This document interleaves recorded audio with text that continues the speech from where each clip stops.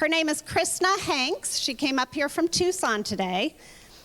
And she will be our final speaker today, and then please stay for the Q&A. She is a certified health coach with a master's degree in kinesiology from Indiana University and an MBA from the University of San Francisco.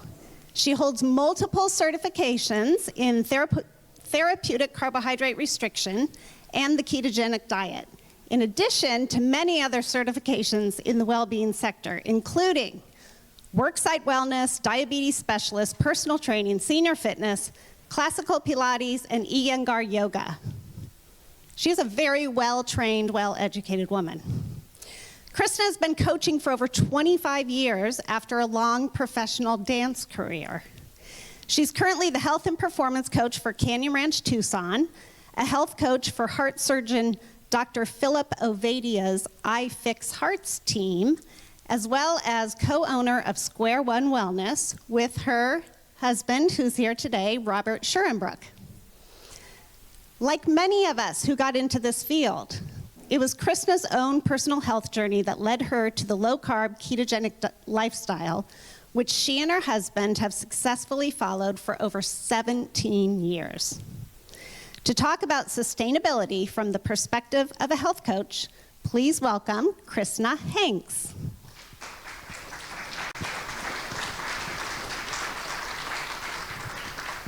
Thank you so much, Allison, and the low-carb community. I feel honored to follow all these medical individuals. So from my perspective, life is about the science and the art. So I'm going to bring you a little of the art side to that. Mindset matters. We can have all the data, all the numbers, and everything that you're going to get from your doctor. But also how we perceive ourselves and health actually matters. And there's some good research behind that. This is taken directly from the work of Alia Crum. She's a professor at Stanford University who's researching mindset in everything. So mindsets affect every medical and social encounter for better or for worse. The effects of mindset are not mysterious or magical.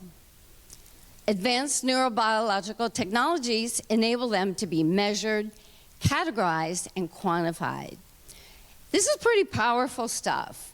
So just to highlight that a little bit, I'm going to cite a little bit of work. Something that caught my eye from Alia Crum's work was directly related to a study that she did on domestic workers. And what's important to know is our perception of what we think we're doing. So Stanford researchers found that US adults who believed that they were less active than their peers died younger than those who believed they were more active, even if their actual activity levels were similar. So this is powerful stuff. So in this study, she took a group of domestic workers and she took them through a short training. It was only like 3 weeks of training. And previously, prior to the training, they didn't think they were active. Think about that, right? You're pushing carts, you're up and down, changing beds, you're physically active the whole day. But they didn't think they were active. So through the training, she talked about the importance of mindset. And they did a very interesting thing. They put an accelerometer on. If you don't know what an accelerometer is, it's just a fancy name for a Fitbit, showing them exactly the activity they were doing. And their activity was way beyond what the CDC says, that 150 minutes a week, whatever it is we're supposed to be getting. And simply talking them, showing them the data, what was really interesting, I have to read this so you don't believe it's just me making this up. Crum made a group of hotel room attendants aware that the activity they got at work met the recommended levels of physical activity. Through this shift in mindset, The workers, many of whom had previously perceived themselves as inactive, experienced reductions in weight, body fat, blood pressure, and other positive outcomes. They did not change their economic status. They did not change where they lived. They did not change their jobs. They just showed them the data of how much activity they were getting, and explained to them that mindset matters.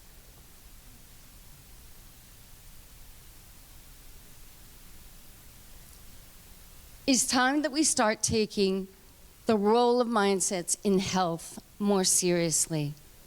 In the pursuit of health and longevity, it's important to adopt not only healthy behaviors, but also healthy thoughts. Alia Crum. She has some other fascinating research. I highly recommend looking her up. So you say, so what? And actually, that's the role of a coach. You hear all your reports, you get all this thing, and then you go, God, what do I do? So how can we enhance mindset? I'm going to talk about 3 pieces of the mindset. Maintaining what I call laser-like focus, practicing discipline, and daring to think different. Let's dive into those a little bit.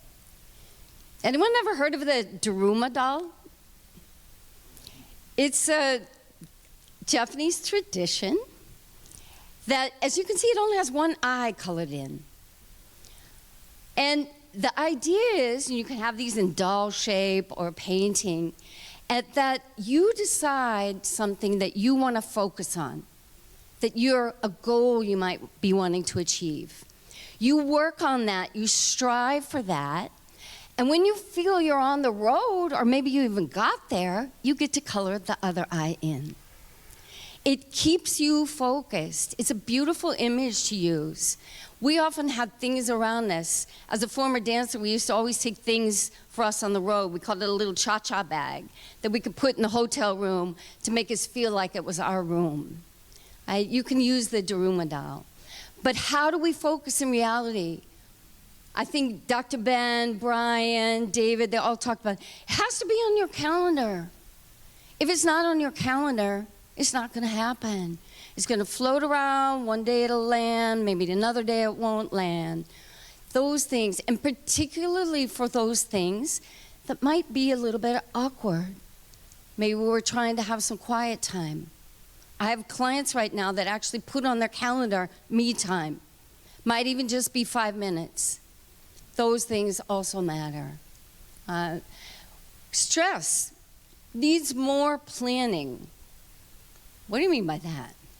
So when our stress is the highest, oftentimes it's those things that we're doing to prioritize our health that get sort of put off to the side, or we don't do them. Coming from a background as a professional dancer, when the stress is high, that's when we know you have to stick to your schedule. Your routines matter. Why?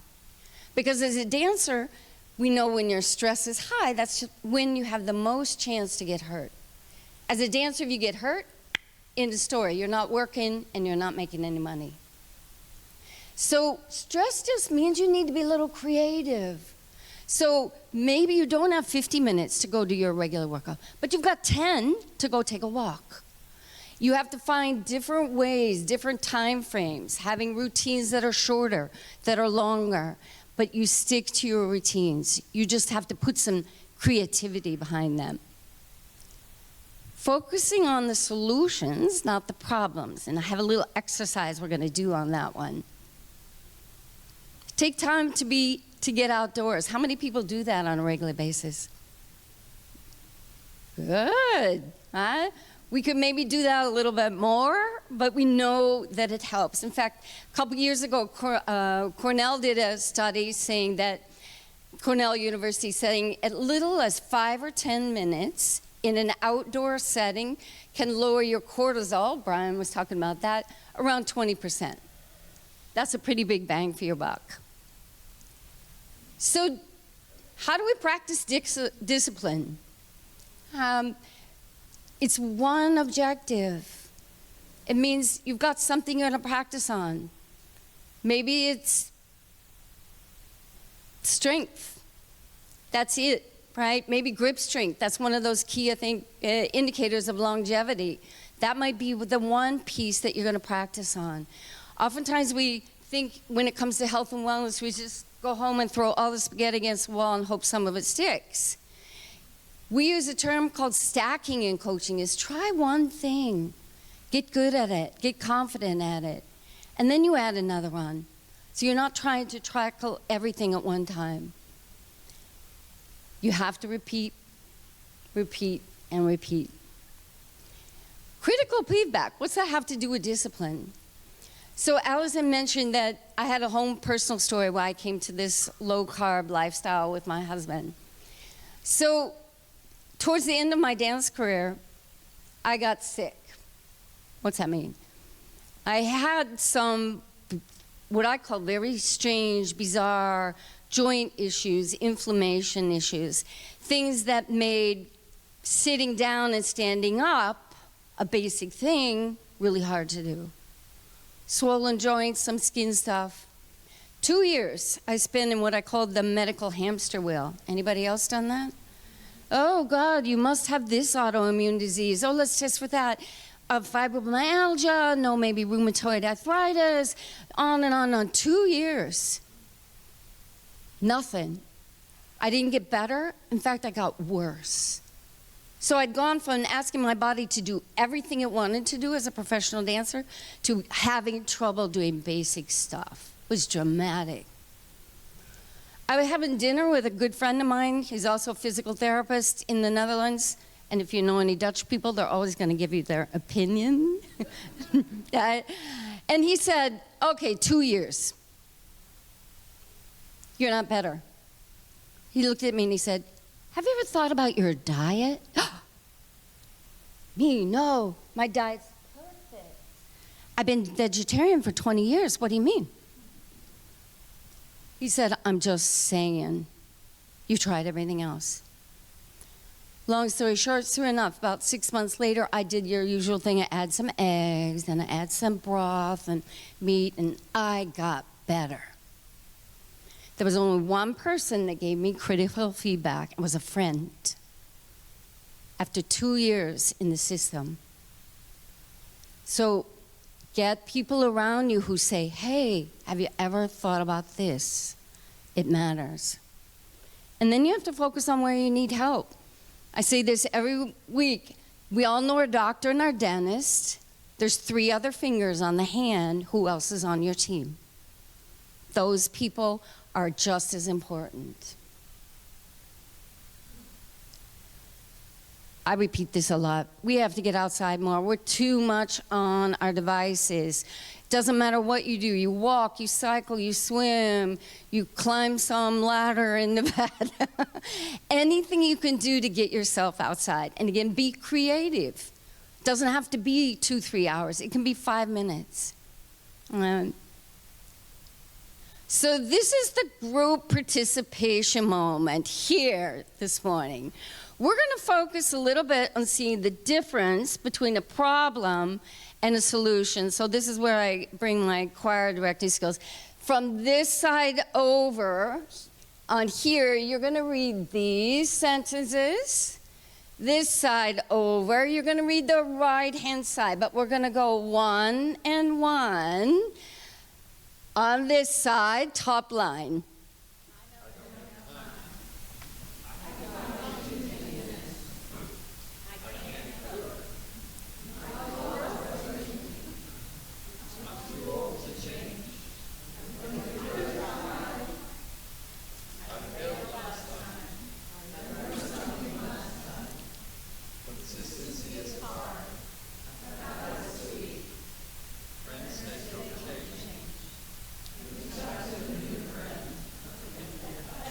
Wasn't that fun?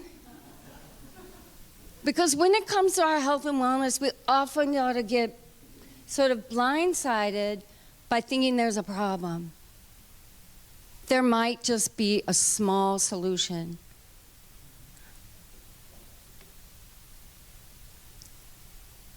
From a money-making point of view, health is an investment that pays better than any other. Good old Walt Whitman for us. So sustainability, that was the topic I chose, or I can't remember if it was given to me.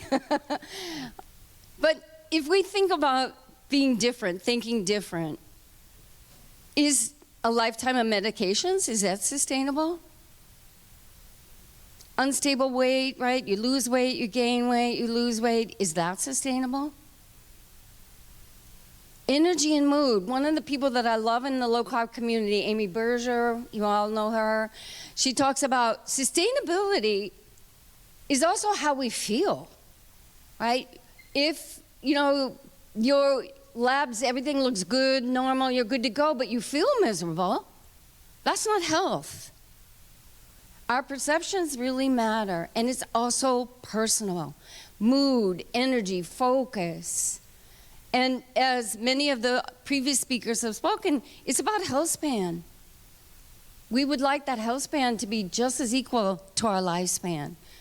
And that means being in control. And that's one of the things I love about this lifestyle is then you're in the driver's seat. So sustainability is personal. One diet fits one person. And anyone that you would work with at the Arizona low-carb community, they're all going to make it work for you. So that's one of the reasons we think, well, the U.S. dietary guidelines, that sort of says we all in this room should be following the same diet. You just have to go to the mall and look around and say, we've tried that for 50 years and it's not really working. It's your goals. Again, there's the art and the science, the qualitative and the quantitative. You need to figure out also those qualitative pieces. Here's a very funny person. She told me I could say, one of my clients had decided that energy was the thing she wanted to focus on for these next 3 months. She loves the color orange, and she's not Dutch. But so she's decided simply that if a day has good energy, gets a thumbs up, she colors it orange on her calendar. And her goal for this first quarter is to see how many orange days in the month she gets. Sometimes it can be just that simple. As we want all those numbers in the right place, but we want to feel good.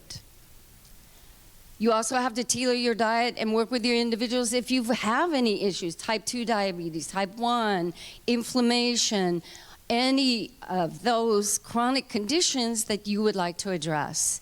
That's why all our nutrition needs to be individual. And results matter. Also, if the person advising you is not also following what they're asking you to do, you want to question that. You want to ask them why. And do they get results? So a couple of people that I think when you have to look at sustainability, I don't have to look at these two people. So Halle Berry, she's been doing the keto diet for more than 30 years. Right? Manages her diabetes and has helped her to live proudly. That's a little saying to follow. And Mark Sisson on the right, he's 70. He's been in this sector for a really long time. Two wonderful role models. We've been doing it, as Allison said, for 17 years. So when somebody says sustainable, well, I'm waiting for that unsustainable year to come around, but it hasn't come around yet. And it might, but then we might change course. But it's sure working for us now. So this is one of my clients, and this was a year of dedication. And someone who was really ill, actually. And her brother contacted me first and said, you need to help her. But we know in our sector, people need to want to change themselves, as I started with Mindset Matter.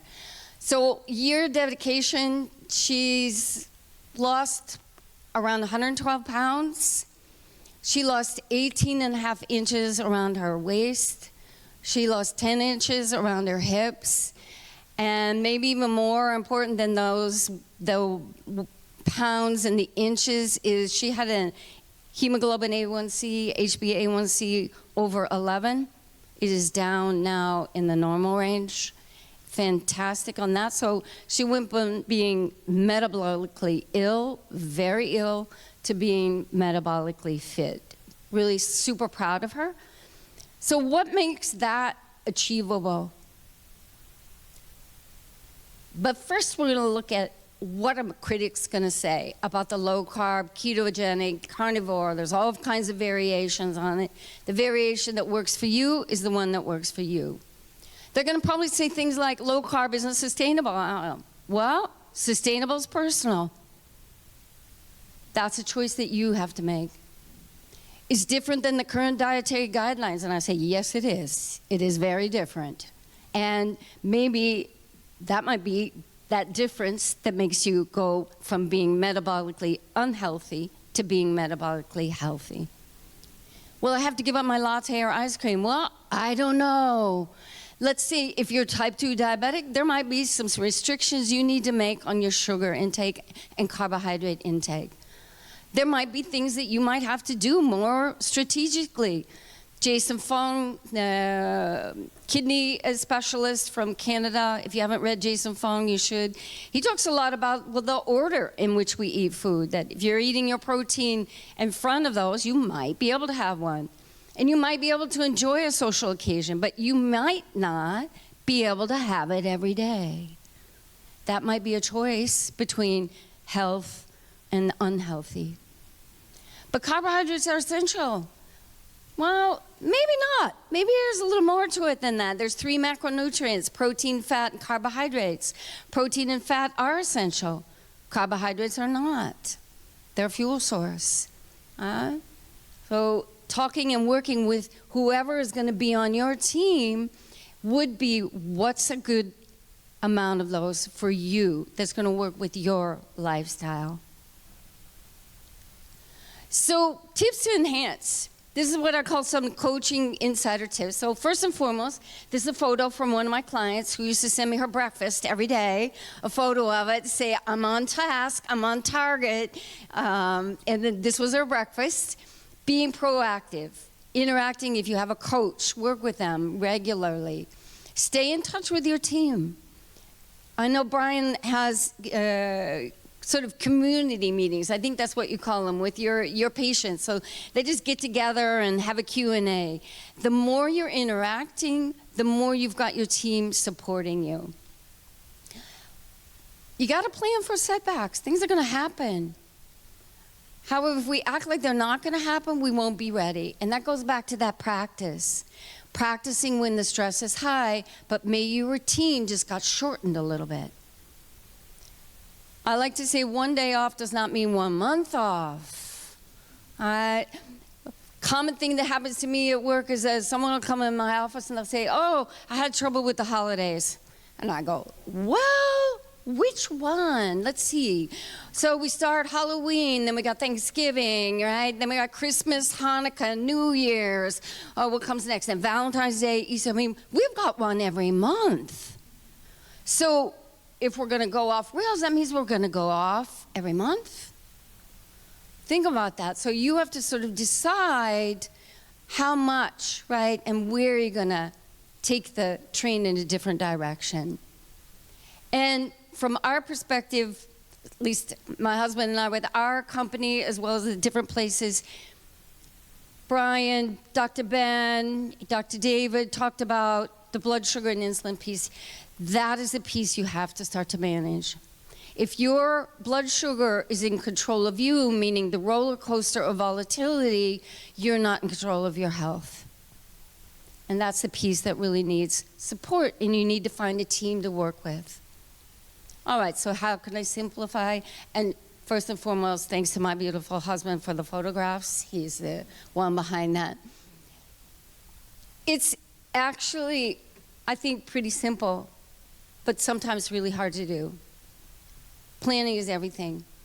I'm a big one. If you've got a calendar, whatever it is that you're working on, it's got to be on your calendar. One of the things that I love doing, I've got an old-fashioned calendar, you know, the kind you actually have to write in, and then computer one. And there's something special about the writing in that sort of gives you more commitment.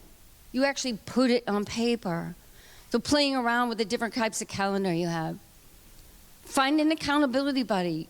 Whether you work with a coach or you're working with your medical team, those people, or maybe you're just a friend who's going to hold you a little bit accountable for the decisions and the health challenges that you might have. They're also going to be your cheerleader. BJ Fogg runs the Behavioral Science Lab at Stanford University, and he talks about celebrating your successes as a key part. And that's where your accountability buddy can help you. Say, hey, good job yesterday. That's important. We can all make that bucket of things that, we think are wrong or we need to fix, but we need to celebrate the wins. Embracing imperfection is something we talk about as coaches a lot. I hate to inform you all, but none of us are perfect. And the more that we can embrace those imperfections and keep moving forward, the more success we'll have with our health. Improve metabolic health, that's what we're all here to do. I'll leave you with one thought from good old Roger Clemens. I think anything is possible if you have the mindset and the will and put the time in. Thank you.